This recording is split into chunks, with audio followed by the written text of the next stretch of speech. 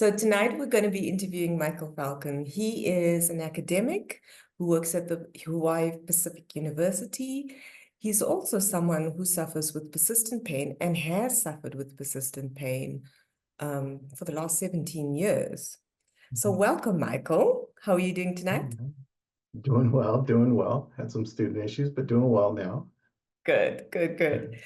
So we're going to start off just to give everyone a context, of where you were in your pain journey before everything started to improve, of just that time or that place when, I call it a black hole. Different people have called it different things on my podcast, but that place where you felt there wasn't hope, that you were like, I don't know if I'm going to have a life again. I don't know if I'm going to be able to achieve everything that I wanted to do in my life or find a way through this darkness.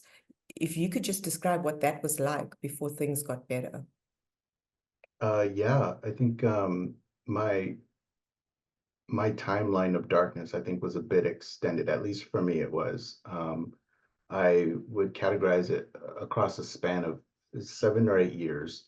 Um, my I would say, like, my traumatic event really began way back in 2007. Um, there were a lot of, I think, interesting crossroads that happened during that time period.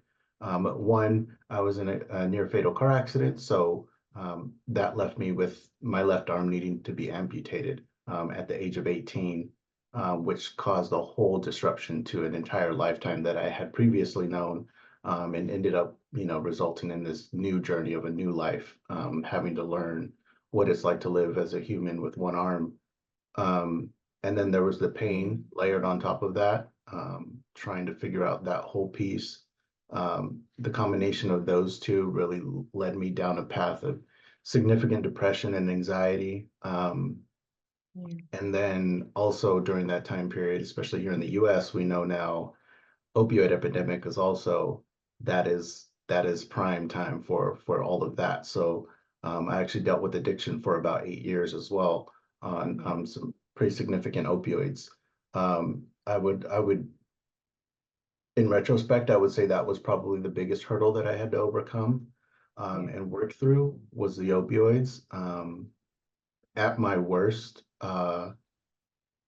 maybe 2.5, 3 years in, that looked like someone that wasn't living, someone that was, um, I think, at home and in bed most days. I needed anywhere from 2 to 4 uh, Lord tab a day, or not even a day, but at any moment's notice, to get through anything. So if I needed to get to school, I would get to school and take 4 Lord tab as soon as I got there, just to sit through a 2-hour class. It meant 2 suicide attempts during that year. It meant isolating myself completely. I mean, to this day, I don't have any high school friends left. I don't know that I talked to anybody from back home, or where I'm originally from. Um, I was kept from some of my family members because of the severity of some of my injuries at certain times, especially my grandparents. Being Latino, being Mexican, that was a big significant issue for me. Not really, being around my family, not really being able to be involved in my sister's lives, 3 younger sisters, seeing the impact that it had on my family as a whole, especially here in the US with uh, with how expensive healthcare costs and things of that nature. It depleted my family's funds, and that has a significant impact on everybody in my life. And all of that felt like it was all on me. And so when I talk about, like, my pain experience and all of it that it entails, it was all of that. And at my worst moment, there was a good, I don't know, 6 to 8 years of just, honestly, just suffering. The pain, the actual sensation of the pain itself, was probably the least of my worries at the time. It wasn't until years later that I figured out how to deal with that piece. it was everything else on how my life was impacted. That's where a majority of my mind was, and I think a majority of my work in my own life needed to be done. So yeah. Yeah. Yeah. So that's, yeah.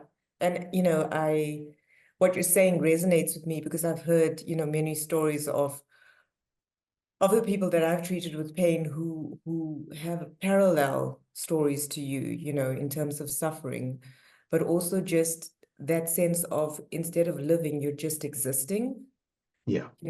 and the social isolation is real. I think that we as clinicians, so I speak for myself and the people that I work with who are other clinicians, I don't think that people really think and realize how isolated someone with persistent pain feels. Because it's almost that one condition where people kind of go, oh, but it's pain, you can take a tablet, Right. and you're taking opioids or you're taking tablets and you're seeing doctors, it's not getting better. Well, there's a little bit of that blame stigma, I think, that Yeah. goes with it. And people are like, well, you should be better by now, kind of thing. Yeah. And some of that comes with, but with you, I think your isolation was even more significant than that, because from what you're describing, to be isolated from your family, from Right. the very people that, I mean, on some level, they're our immediate connection, right, to the world. Oh yeah. Yeah. So if you take away that immediate layer, what do you have? You actually don't have much from that Right. point of view. So that was quite significant, Michael. Yeah. I And I think, appreciate that that was hard for you.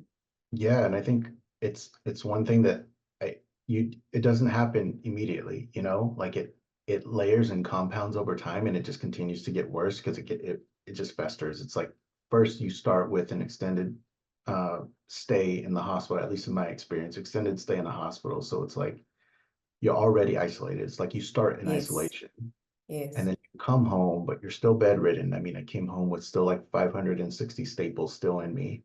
So yeah, there wasn't much movement happening. So still isolated. And then, keeping family away from me for a little while. So even yes, more isolation. And then opioids really start to take over. And then so it's even more yes, isolation. And then the yes, depression and anxiety start to kick in. And then you yes, start to self-isolate. And then yes, by the end of it, it's like 8 years down the road, and you're like, I have nobody. And yeah, you just end up there. And it's this very sad sort of downward spiral that happens. yeah. Don't And realize it also, until you do. Yeah. yeah, and also the feeling of how did I get here? Yeah. Yeah. How did that happen? How did I get Yeah. here? How am I here? Yeah. That kind of feeling. So if we think about that moment when you're like, what is this? And how am I here? And why am I here?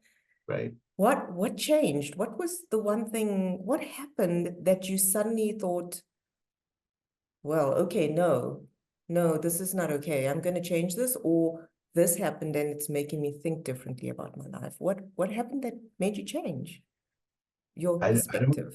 yeah, I don't think there was any one thing. I think there were a lot of things. Okay, maybe let's talk about the first one.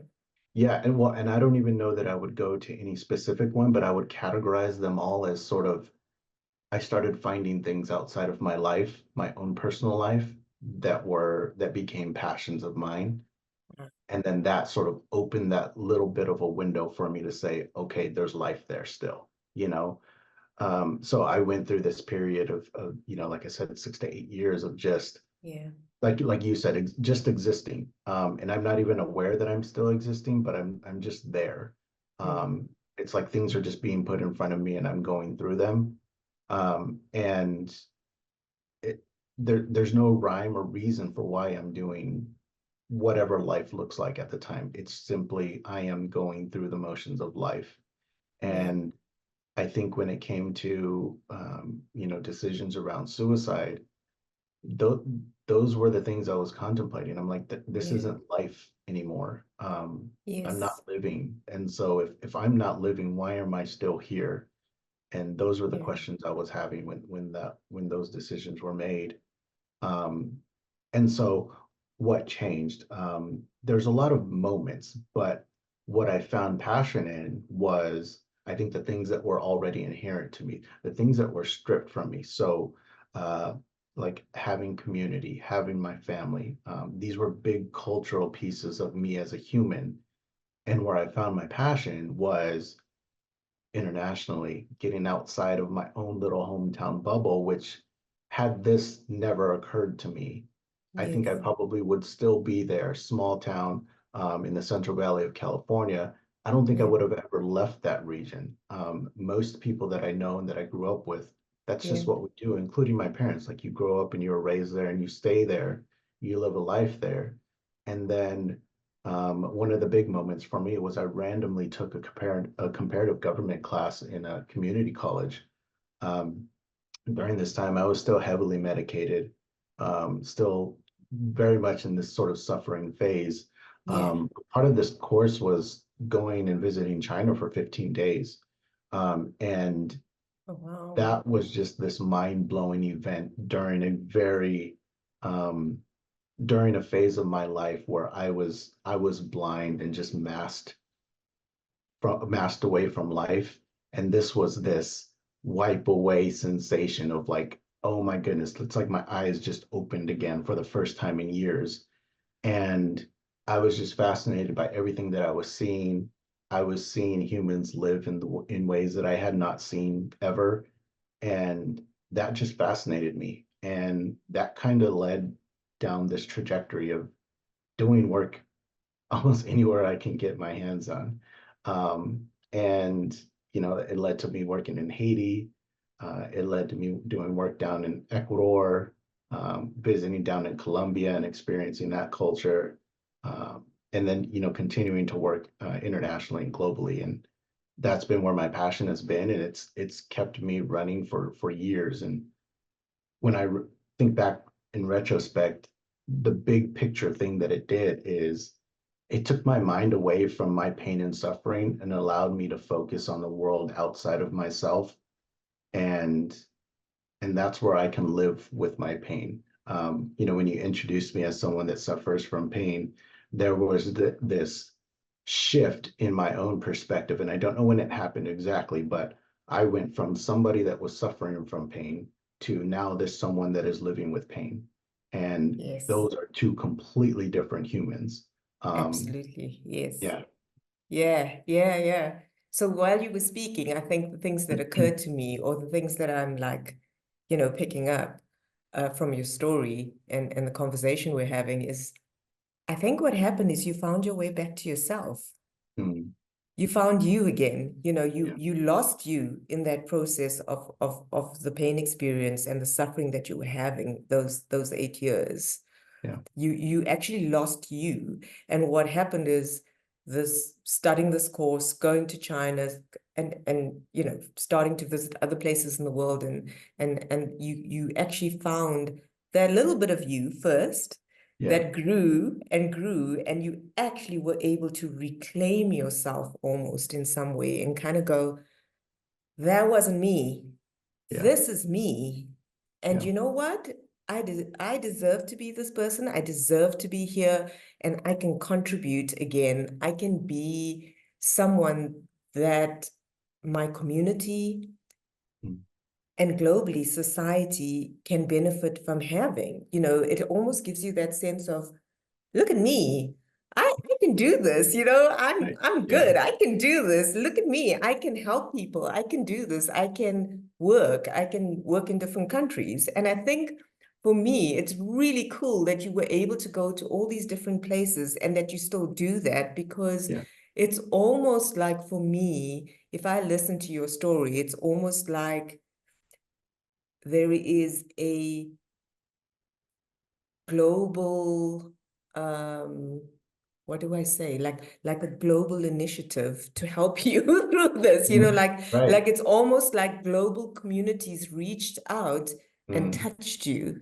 Do you yeah. know what I mean? Yeah. They reached out Yeah. and they touched you. And once they had touched you, you were like, yeah, watch me. Yeah. I'm going to do Yeah. this, and I'm going to Yeah. do it well. Yeah. Yeah. I think you probably nailed a couple of things, especially. I think the global community touching me that's exactly how I describe it. Um, there's a lot of cultural differences between the US and many of our neighboring nations. And that is one of the big ones I think that I sort of needed, was this sense of community, not my own personal community, but being around a more community, group-based culture. And the more I expose I know that I find myself attracted to those types Yeah. of nations and those types of cultures. Spending a significant amount of time down in Ecuador, I mean, that has probably been like my most life-giving experience in another culture, both with local Ecuadorians, but also native as well. The indigenous community as well welcomed me with open arms there.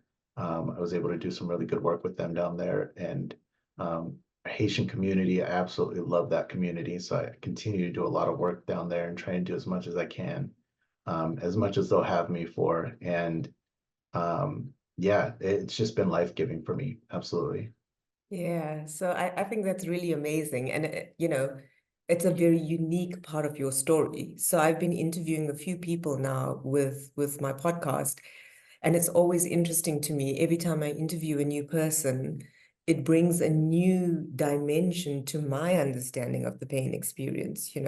I've been working in this field for a while, but it's so interesting to me that by interviewing people who have been suffering with pain, but have managed to come through that journey and become not someone who's suffering from pain, but actually, like you said, someone who's living from pain, that it's different for everyone. And this is completely unique to you, Michael. I can tell you that. I've not heard this before from anybody Yeah. else.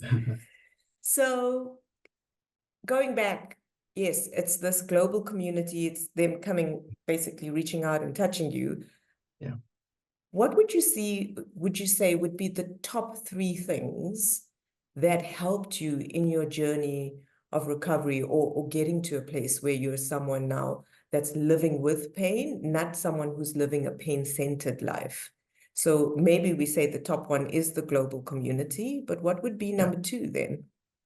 I think there was a couple or two that I think are significant. One, whenever that shift happened for me. So when I no longer became, or when I was no longer that person suffering from my pain, and I think that means a lot more than just the title. It means um, the self isolation broke. The connection to my own community, began to expand again. I began living a life again, and being mindful of what I was doing and even why I was doing it. So not just going through those motions anymore. Um, all of that is like so many pieces of just this eye-opening experience for me. So it's hard to say it's just one thing with that experience. And then, like I said, shifting to that person that is living with pain. Um, Getting over my pain in the sense of not letting it run my life. It's there. I feel it 24/7. I feel it now, but I've gotten to a point where I'm like, I don't really care. And I know that's something that is unique to me, and I can get there. And there's a lot of people that do not get that luxury. Um, but for me, it's been something that's allowed me to just continue to live in a way that it just doesn't dominate my life in any type of way. Um, and being able to have that hard focus on, what is life living to me? And I would say that's probably one of the big things for me is not only identifying what life giving is to me, but continuing to evolve that, because I think with my own body and the trauma that it's experienced, I can feel my body shifting a little bit. I can feel my body has aged quite a bit here. Um, and I know that's due to a lot of the things that I experienced. And so with that, what living is needs to be malleable. I don't think it's going to stay constant. And there's a level of understanding and appreciation with that needs to happen. And um, it just adds to the journey. I think I'm constantly sort of reevaluating where I'm at, where I'm going to go, not too far ahead, but at least here in the next couple of days. I try to live day to day and in the moment as much as I can. I try not to project out too much, which kind of annoys my boss a little bit when it comes to program development stuff or personal development stuff. But I just can't think too far ahead. I need to stay in the moment and live my life now. And those are, I think, some of the big pieces for me, at Yeah. least currently. Yeah, and I mean, I've heard that from other people, as well, that this thing of pain being right in front of you. So Mm, so one of the people I interviewed, Louise, she was like, it's like the pain being right here in front of your face, yeah, and then suddenly what you do is you take it and you put it next to you or behind you, and you kind of just move it to the side, and you go, yeah, okay, I know you're there. I yeah, know you're not going away. I know you're still there, but actually, this is what I'm interested in. It's my yeah. life that I'm interested in. And I think what really stood out for me when you were describing that is I almost got the sense that what you're doing now is you're prioritizing your life. Hmm. So your Yeah, life comes first, yeah, and how you want to live and how you want to experience life and what you want to do with your life comes first.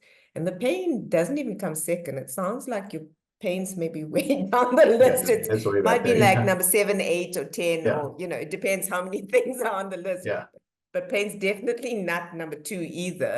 So yeah, you've managed to take it and just move it to the side. And I think that that's quite exceptional because, I mean, treating people or helping people who suffer from pain, I often see people who really struggle with that. They really struggle, like you said, that you have this thing that works for you, but it doesn't work for everyone. And I've seen it. I've seen people who really struggle to take this pain and move it to the side, because on some level, I think it becomes this obstacle that just grows, right. So it was a rock, but the longer it stays with you and the longer you can't seem to move around the rock, the bigger it gets. Yeah, And, yeah, and, and for some people, it becomes a mountain, and then they yeah, feel like they can't climb it. So yeah, I think that ability to move it to the side, we must not underestimate, but we must value the ability to do that, because I think yeah. that that's actually quite an amazing thing if you could do that. Yeah. Yeah, I think for me that there was a I don't know, there was an evolution of my thinking where there was just an acknowledgement and an appreciation that it's still only one variable in my life. And when I think back and reflect on the totality of what life is, there were so many other variables that were impacted that I could make meaningful change in.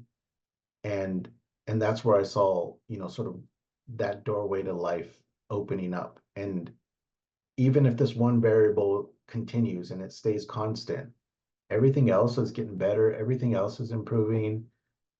That's when I really started living again. And I think there's also um, I think maybe some evolution of being able to forgive yourself as well, because there Yeah. are moments, there's a handful of days a year where my pain's going to dominate my day. And yeah, you know what? I need to call into work, or I just need to sit with it because yeah, it's dominating my day and there's nothing I can really do about it. Yes, depression will pop up every once in a while. Yes, anxiety will pop up every once in a while. Um, but that for me is it's like my new normal. It's my typical, it's my normal, and it's okay, and it doesn't last forever, and I still have life that's still happening. So and it's the life that's happening that gets me out of those things, and I'm not afraid of getting stuck in there either, in any of those ruts. And um, I think it took some time for me to get to that point, but once I got there, I feel confident that I can get out of those times when they do pop up, because it's inevitable. They're going to Yeah. happen. Yeah, Yeah. absolutely. And I'm completely agreeing with you. I think it's not just people with persistent pain.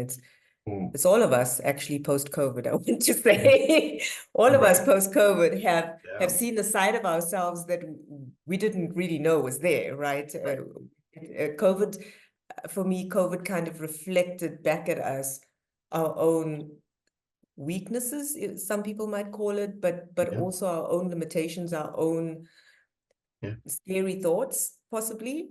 yeah, But it's that ability to kind of go, I can get through this, yeah, and I've been here before, but I know I can get through this.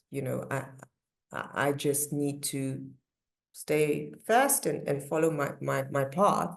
But the yeah, one thing that's really standing out for me is when you talk of forgiveness, it always for me with I used to say, and I would still say to my clients or my patients that you need to be kind to yourself. right, You need to do some self-care. And and it's interesting, people would often, like because that's often it's actually the first conversation I usually have with my patients. I sit them down and we do a whole thing about self-care and health and all of that. And I kind of then ask them some questions about, self-care and what do they do? And, have they thought about what they want to do and etc. And they always kind of sit back and they look at me and they're like, what do you mean? Like, I have to now like start thinking about how to look after myself and like that I need to sleep enough and that I need to eat well and that, all these yeah, other things because they automatically assume when they come to see you that actually you're going to give them something to do, whether it's an right, exercise or a yeah, book or a medication or whatever you're going to do, but you're going to give them something to do. They'll do something, but it's going to be like down, a medical path. But yeah, when you turn it around and go like, well, what about being kind to yourself? What mm, about saying it's okay? Today I'm having a bad day. yeah, It's okay if I do less. yeah, It's okay today if I ask my partner to help me with the kids right, and I just have a quieter day. I find people really have difficulty letting go of that, right, because and some of it has to do, I think, with identity. We very strongly know who we are, right? yeah, And we very strongly own our roles.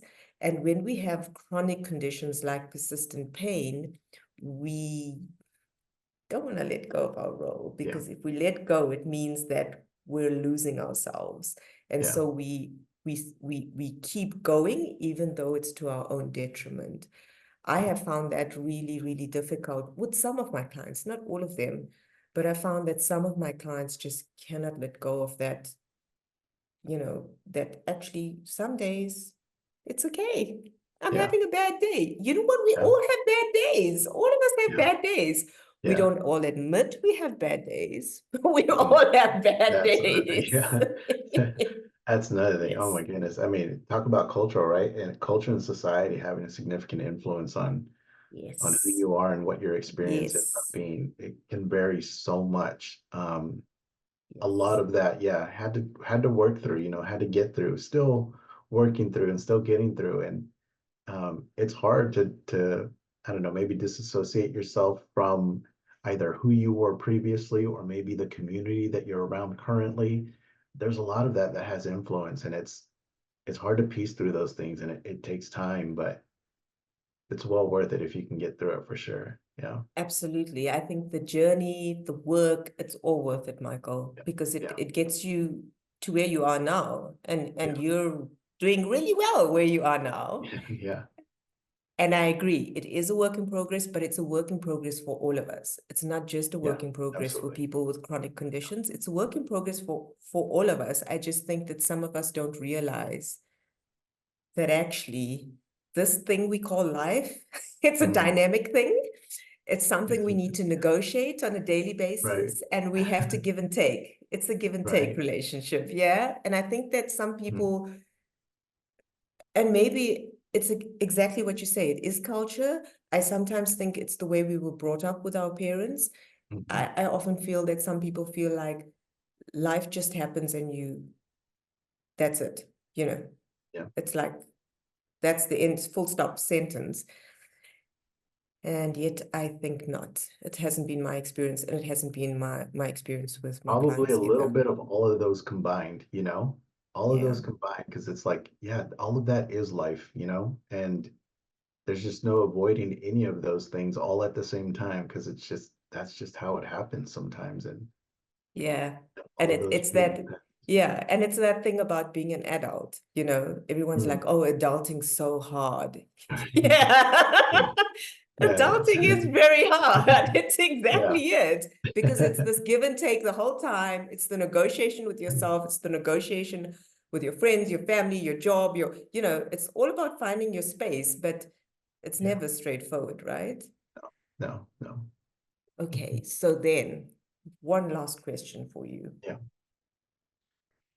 If you were now faced with someone sitting in front of you who was in that really dark space that you were at the beginning, before you could turn the page, open a new book, start this journey to recovery and being well, what would be the one piece of advice you would give them? What would you say to them? Yeah, I think I would start with define what life means. Like, what does life look like? What does living look like? Um, and being very intentional and detailed about that. Um, what and you can go a couple different ways with that. You can go, what are the things that you miss about the life that you once lived, if you had that opportunity, or the opposite direction, right? If you could, do certain things, what would you do? And start there, like have an actual definition of what living is, um, and start there, and then work backwards. Okay, so what is your pain preventing you from doing? Um, and then start ticking away at all those individual things. I think too often, and I think this is a lot of healthcare and medical influences, we hyper focus on, okay, if we can get rid of the pain, then all of these things will happen in life. But none of that is guaranteed. If even if we could right now immediately take away your pain, there's no guarantee that all of a sudden all these things are going to happen in your life. Like, those are still going to take a lot of work and a lot of time to get to wherever it is that you think you need them to be. And so for me, it really came down to, I'm just going to start working on those things, because I have no idea what's going to happen with this pain thing. I have no clue. I'm just going to start working on the other aspects of my life. And I think if you can focus as much of your attention on that, incrementally, you'll start to feel different. You'll start to feel, whether or not the pain decreases or not, the impact of the pain is going to decrease significantly. And I think that's a significant enough variable to allow you to live with your pain. And once you feel that shift from suffering to now living with pain, it's a whole new Yeah. world. All of a sudden you're living again, and it's a good one. Yeah. And it's Yeah. enjoyable again. Life is Yeah. enjoyable again, right? Yeah. So that Yeah. you life's enjoyable. You're doing things that you like. You're Yeah. socializing. Whatever else it is, you're doing things that you like. So it's very much what you spoke about before, of taking that pain and just shifting it, moving it Yeah. back, side, wherever it is, but it's out of focus. It's not with you anymore. It's Yeah. down there somewhere, doing whatever it is that it does in its Yeah. corner while you live your life. And I mean, that's Yeah. the best place to be, right? Put pain in Yeah. a corner and just carry on. Yeah. I think for me it's a little comical, because I went from, waking up and thinking about these very serious things, like, am I going to live through today or not? Yeah, Do I even want yeah, to live through today or not? And now I find joy in waking up and thinking about, complaining about just the typical things, like, oh, I have to do work today. Like, I don't want to do work, or I have to do laundry today. It feels really good to worry about those things than, the very serious, life altering thing. yes, Um, I don't know. That's a fun absolutely. luxury I get to have now, which is, it's fun to Yes. have. It's fun to have. Yes, but in that is an appreciation of the small things, right? The Right. everyday True. things that actually we as human beings often take for granted. I Right. mean, if you say to Absolutely. someone, I'm waking up today and thinking Mm. about my laundry, just is like, wow, they'd be Yeah. like, really? Yeah. Are Exactly. you okay? Like, you're having thoughts about laundry, really? But it's the Yeah. little things, right? It's the small things. Yeah. It is laundry. It is Yeah. waking up in the morning and making yourself a cup of coffee and really enjoying that cup of coffee, that first cup Oh of yeah. coffee. Let Yeah. me tell you. Oh yeah.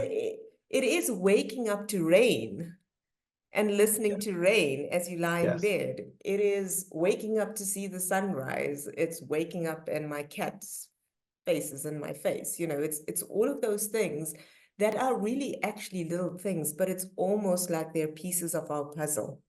Mm. They're pieces Mm. of what make us and our lives worth living, actually. Yeah. And I think that we just need to go back to that, go back to the very, very Mm. simple things in your life. Because once you appreciate those, Mm. life just gets better, I think, on many Yeah. levels. Yeah. As you're talking, I'm like, yeah, it's an interesting irony. You go down the darkest of darkest paths, Yes. but damn, if you get through it, oh, it's it's pretty incredible the life that you can live. Um, Yeah. because you're exactly right. Like you're so much more appreciative of the tiniest things. I will I will obsess over things, and when I get out of whatever obsessive trance I'm in, Yes. um, I just kind of laugh like I would have never just spent an hour looking at the trees as they blow in the wind, but damn, that was beautiful hour, and uh Yeah. yeah, yeah, it's interesting how that works actually. It's pretty cool. Yeah. Because you develop an appreciation for things that you didn't have before. Yeah, And so it's almost like this journey of pain, and the pain experience teaches you actually how to live in the moment, be mindful, but also really appreciate what you have. right, Because I think once you've lived a life where you have nothing, where we're just existing, right? And you're not really right. living, when you get back to living, you appreciate everything about living. The Yeah. laundry, the rain, the traffic, all of it. It's like, Yeah. bring it. This is normal. Yeah. Bring it. I want Yeah. that. To be fair, I don't think anybody appreciates laundry. Oh, I can't stand it. That might be a one-armed bias, but oh, I No, can't stand but we laundry. have to do it, right? Fair, So fair, yeah. yeah, yeah, yeah, yeah, yeah, yeah. So anything else you'd like to say at this stage before we close up our conversation? Um, Not much. I think just it's difficult, and I appreciate that it's difficult, especially if you're in that phase right now. Um, but my hope is that, I think the work that you're doing, illuminating some of these stories and understand and appreciate that there are millions of these stories across the globe, of people in the Yes, darkest of darkest spots. But yes, man, there are some incredible humans out there that are living some really cool lives, and just living in general, valuable lives and meaningful lives, that went through similar struggles. And I don't know, it's worth it. It's worth it to get through it if you can. yes. I think it's important to say that it's worth it if you put in the effort, if you put in the work, if you really just persist and you don't give up and you find the people who can help you in your journey. In the end, it is worth it. It is Yeah, worth it to have a life that has meaning and purpose despite the pain, because yeah, you are right, that pain doesn't go away. yeah, Once you have persistent pain, it unfortunately doesn't go away. So you do have to find a way to live with it. right. Yeah, Um, I yeah, wish both of us could say that's not true, but both of us know that it is true, yeah. unfortunately. Unfortunately, at the moment where we are, yeah. And Where we even, are.